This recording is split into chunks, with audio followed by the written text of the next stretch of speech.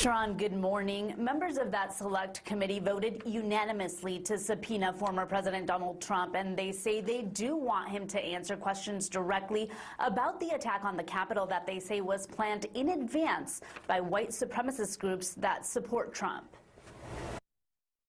The central cause of January 6th was one man, Donald Trump.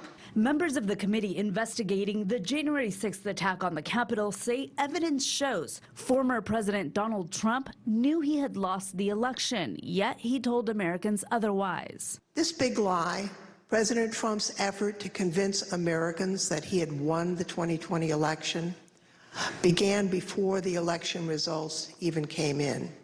It was intentional. It was premeditated. Republican Congressman Adam Kinzinger made the case that after the election, when all evidence clearly pointed to Trump's loss, that lie continued.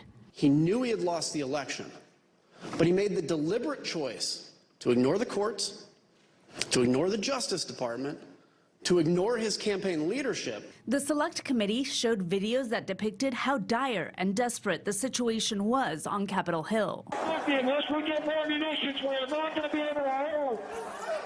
The door has been breached. Committee members say evidence and witness interviews show that even as congressional leaders grew desperate, Trump defied their pleas for help. There has to be some way we can maintain the sense that people have that there's some security. And Pentagon officials said it was ultimately Vice President Mike Pence who called in additional resources like the National Guard, not Trump.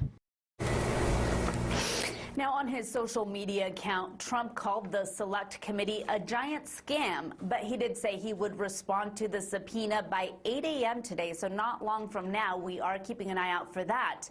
Meanwhile, the select committee says it is considering whether to make criminal referrals to the Justice Department. Reporting live in Washington, Alexandra Limo. Well, Alex, before you go, we know that, of course, these committee hearings and all of that have been going on for about 14 months now. But can you give us more of an idea of how wide-sweeping this investigation truly is?